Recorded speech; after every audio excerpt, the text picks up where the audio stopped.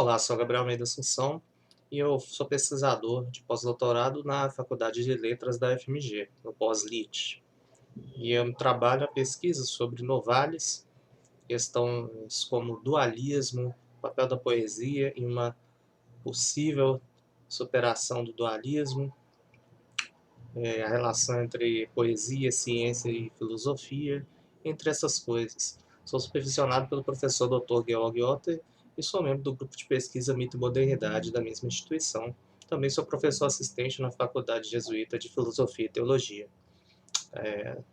Essa apresentação pessoal é por causa de uma disciplina que estou ministrando na Faculdade de Letras da FMG, na pós-graduação, no mestrado e doutorado dessa instituição, desse programa dentro dessa instituição. A disciplina é sobre o sublime e o mal na literatura, um tópico em teoria da literatura, que a ideia é articular filosofia e questões da teoria literária. Eu trabalho especialmente com o idealismo e romantismo alemão, como fica implícito aí, pela minha pesquisa com Novalis.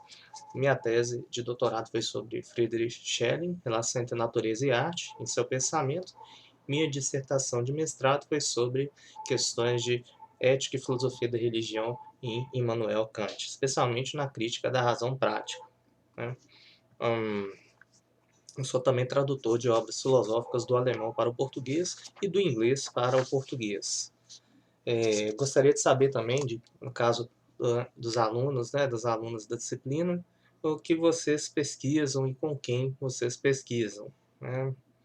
Isso a gente pode discutir no encontro síncrono também, mas se já quiserem colocar aí, mencionar, fiquem à vontade nos comentários, desde que sempre com respeito,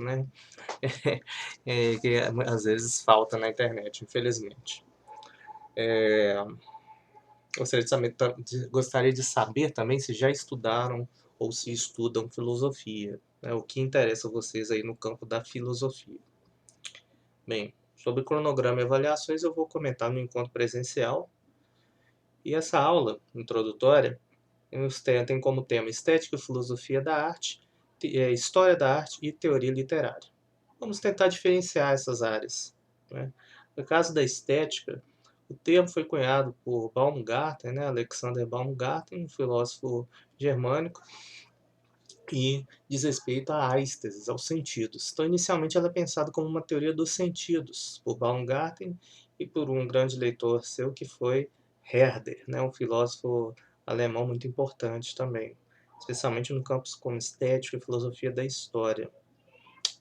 Há uma centralidade do conceito de belo no campo da estética, de sensações ligadas a noções como agradável, o belo, o prazeroso. Então, ela é uma área que acaba estando muito próxima da psicologia, como nós vamos perceber aqui. O belo é pensado, às vezes, como, muitas vezes na tradição filosófica, como ideia, a ideia do belo. Isso vem da tradição platônica e é resgatado com muita força nesse contexto que eu trabalho mais, que é o idealismo alemão e romantismo alemão. Ou seja, filosofias feitas ali a partir de 1794, quando Fichte escreve sua Doutrina da Ciência, e materiais feitos a partir da escrita do periódico Ateneu, ali no final, segunda metade da década de 1790. Pelos irmãos Schlegel, esse periódico Ateneu é um marco ali fundador do romantismo. E a doutrina da ciência de Fichte, um marco fundador do idealismo alemão. Então são movimentos contemporâneos, final do século XVIII e uma grande parte ali, umas 2, 3 décadas do século XIX. As 2, 3 décadas iniciais desse século. Então, o belo como ideia é pensado muitas vezes. O belo muitas vezes é pensado como ideia por esses pensadores, pelos filósofos idealistas, como Hegel, Schelling, por exemplo, o próprio Novalis, entre outros. E na tradição platônica, um exemplo clássico é Plotino, um filósofo neoplatônico, sobre o qual falaremos na próxima aula, inclusive. O belo é pensado também como um sentimento, que é o caso de Immanuel Kant, o fundador da filosofia crítica, o criticismo, e um dos principais pontos de partida para os filósofos do romantismo e do idealismo alemão. Também falaremos sobre Kant, daqui a 2 aulas. Também Edmund Burke, um filósofo britânico que é de grande influência no campo da estética, inclusive em Kant. O belo é pensado também às vezes como uma construção social, no caso, por exemplo, da psicanálise.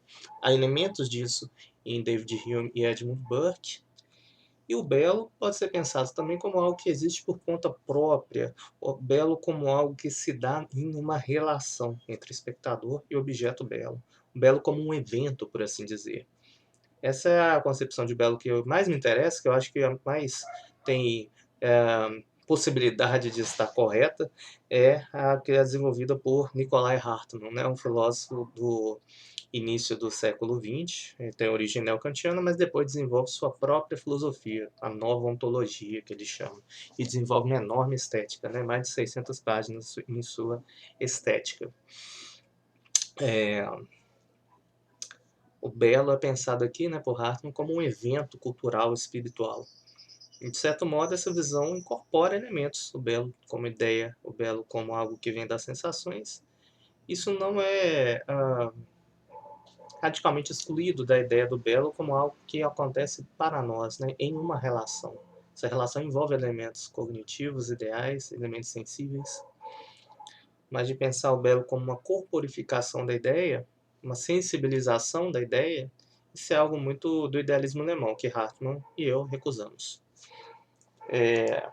De todo modo, né, o mais importante aqui é que o belo é um conceito central na estética e, como na maioria dos conceitos filosóficos, é difícil um consenso, uma resposta sobre isso. As questões filosóficas são questões sem resposta definitiva, né? Se você quiser as respostas definitivas, é mais fácil procurar religião ou outras coisas, porque na filosofia e na ciência você não encontra respostas definitivas, né? As respostas são sempre tentativas de tatear a realidade e uma tarefa incansável e sem fim para a humanidade, né? Outros conceitos estéticos seriam, por exemplo, sublime, que é o foco dessa disciplina, gênio, trágico, cômico, ingênuo, sentimental, né? Conceitos de Schiller, por exemplo, gosto, graça, dignidade, etc. Temas afins, né? Vocês devem ter notado a teoria literária. E no caso do estético, é importante dizer que o fenômeno estético não se reduz ao reino da arte. Grande parte dos fenômenos estéticos são do mundo artístico, sem dúvida, mas existe também a beleza natural, por exemplo. A beleza natural que é muito valorizada por Kant, né, desvalorizada aí por Hegel e Schelling, mas Kant dá um grande peso à beleza do mundo natural. Beleza da figura humana é um caso interessante também, que no caso da escultura, sem dúvida, muitas vezes é um fenômeno estético, a figura humana na escultura, mas a figura humana em si não é um objeto artístico, né? Nós somos objetos orgânicos, diferente. Também pode haver beleza moral, como no caso de Plotino, beleza das virtudes. Então o reino do belo pode muitas vezes até se estender para o campo da ética. O próprio Kant faz isso no parágrafo 59 da Crítica da Faculdade de Julgar, ou Terceira Crítica. Ele fala do belo como símbolo da moralidade. Plotino fala da beleza das virtudes. E como nota do arte, né, um vídeo recém-lançado até numa enciclopédia, espécie de enciclopédia virtual, né, de conceitos filosóficos, tem um verbete do Rodrigo Duarte sobre estética, recém-lançado, assim, né, praticamente, tem muito pouco tempo que lançou. Ele comenta que estética diz respeito aos valores, estando próxima, portanto, do campos como filosofia da religião e ética. Nicolai Hartmann enfatiza muito isso, inclusive, o papel da estética como um campo da filosofia voltado aos valores. Muito bem. Filosofia da arte é como se fosse um campo interno, um subconjunto da estética. A estética não se reduz à filosofia da arte, embora era muito comum no final do século XVIII e início do século XIX reduzir um campo a outro. Schelling, por exemplo, dizia que o termo estética era desnecessário, o que era importante era uma filosofia da arte. A beleza natural para Schelling é um derivado da beleza artística. Então não faz muito sentido você gastar muito tempo com beleza natural. O que é curioso, porque é um filósofo que se dedicou muito à filosofia da natureza, né, a refletir sobre organismos, sobre o mundo natural, sobre a beleza do mundo natural. Mas o belo natural para Schelling é um tema subestimado e pouquíssimo trabalhado por ele. Os românticos idealistas alemães tendem, né, a conferir mais peso ao belo na arte que no mundo físico. Possivelmente porque era um meio de artistas ou de amigos de artistas, né? A maioria deles era poetas, né? Então, não havia tanto interesse aí no belo natural como no caso de Kant, embora a natureza fosse um tema recorrente dos românticos. Filosofia da arte, então, é mais abrangente, é menos abrangente, desculpem, né, do que estética. Estética envolve o belo natural, beleza moral, outras coisas, beleza da figura humana, né, beleza antropológica, por assim dizer. E muitas vezes a filosofia da arte pode dialogar com outros campos, por exemplo, com a ontologia, como no caso do próprio Schelling, de Heidegger, de Nikolai Hartmann, né? A filosofia da arte pode dialogar com o que é real e o que é ficção, com a filosofia da realidade. Aí, no caso do Hartmann é muito forte isso, mas isso já existe, por exemplo, em Heidegger e em Schelling. Pode dialogar com a filosofia da natureza, como no caso de Schelling, a sua filosofia da arte, né? Eu trabalhei isso em minha tese, é ancorada em seus conceitos de produtividade da natureza, por exemplo, já consciente da natureza. Meus vídeos sobre Schelling falam um pouco disso, se vocês quiserem conferir no YouTube, né, são bem-vindos, são bem-vindas a conferir. A ética, a filosofia da arte pode estar relacionada com a ética, como eu mencionei, o caso de Plotino, o caso de Kant. Ainda que no caso de Kant de maneira bem tímida, mas sim há uma relação. E a filosofia da arte pode dialogar com outras áreas do saber, a psicanálise, a sociologia, o Adorno faz muito isso, né? Até o Adorno, a história da arte. Isso já nos românticos, August Schlegel, Schelling e o idealista aí mais distante dos românticos, Hegel. Esses três dialogam bastante com a história da arte para fazer sua filosofia da arte, sua estética.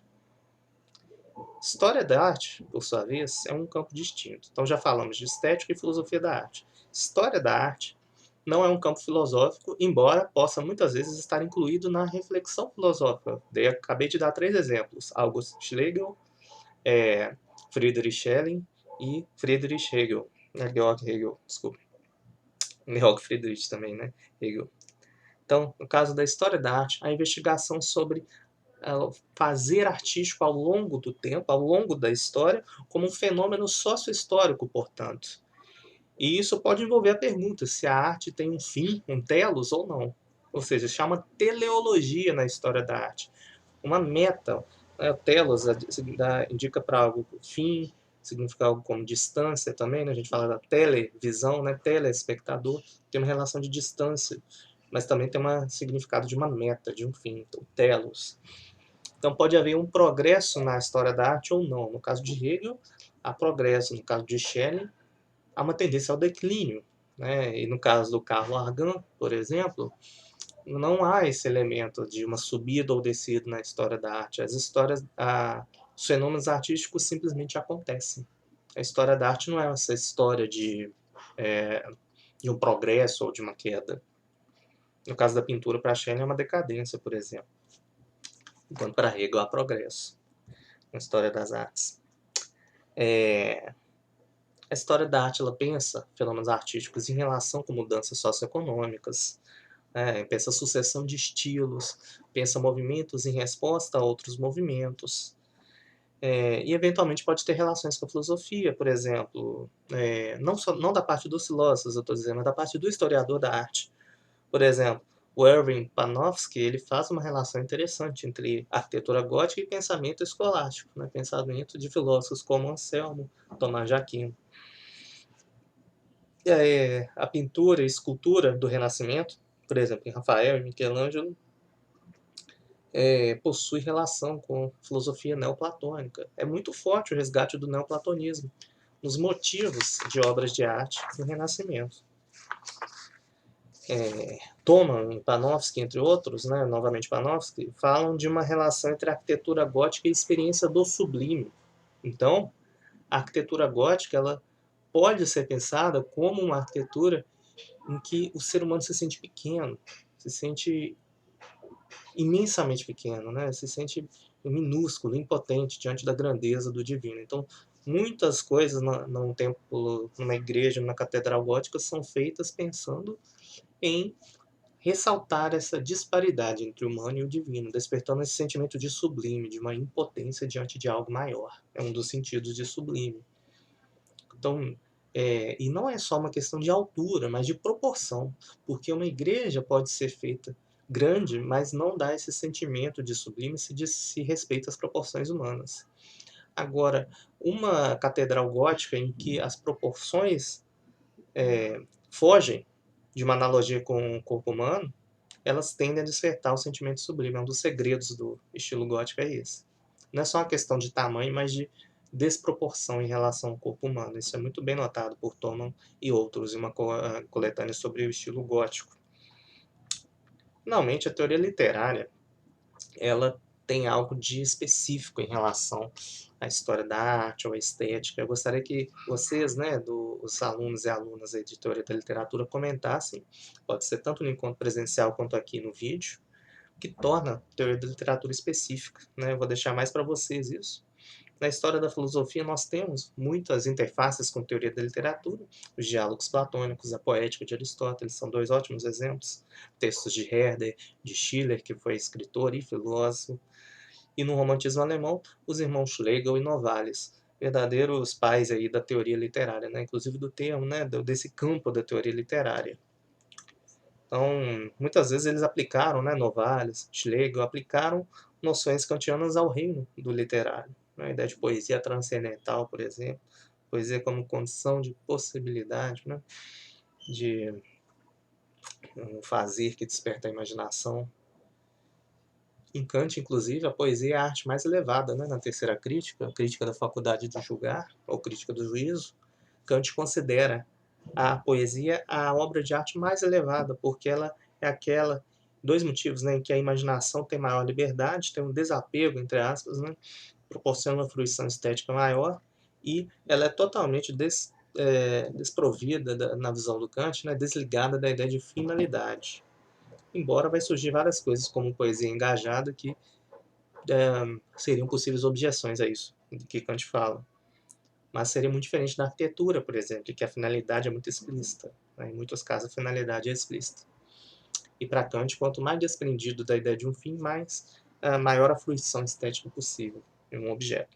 Bem, o conceito do sublime, que é nosso foco aqui, faz parte desses quatro campos: estética, filosofia da arte, história da arte, teoria literária. Faz parte dos quatro campos, o conceito sublime, com devidas nuances que a gente vai observar ao longo do curso. O conceito do mal, por sua vez, que é outro conceito central na nossa disciplina, ele é abordado, né, de forma muito rica na literatura e outras formas de arte, mas, no caso da filosofia, ele não é um conceito exclusivo da ética, como à primeira vista a gente pode pensar. Mal é um conceito ético. Inclusive, ele não é tão abordado em teorias éticas, é muito interessante isso. Né? Você aborda o vício, o erro, mas você não aborda tanto o mal em ética. Você aborda outras questões, o erro, o vício, a falta de virtude, etc., o desvio. O mal faz parte não só da ética, mas também da ontologia, que eu mencionei mais cedo, uma filosofia do real. O que é a realidade? O que é a estrutura da realidade? O que é necessário? O que é contingente? Né? Então, o que é mais real?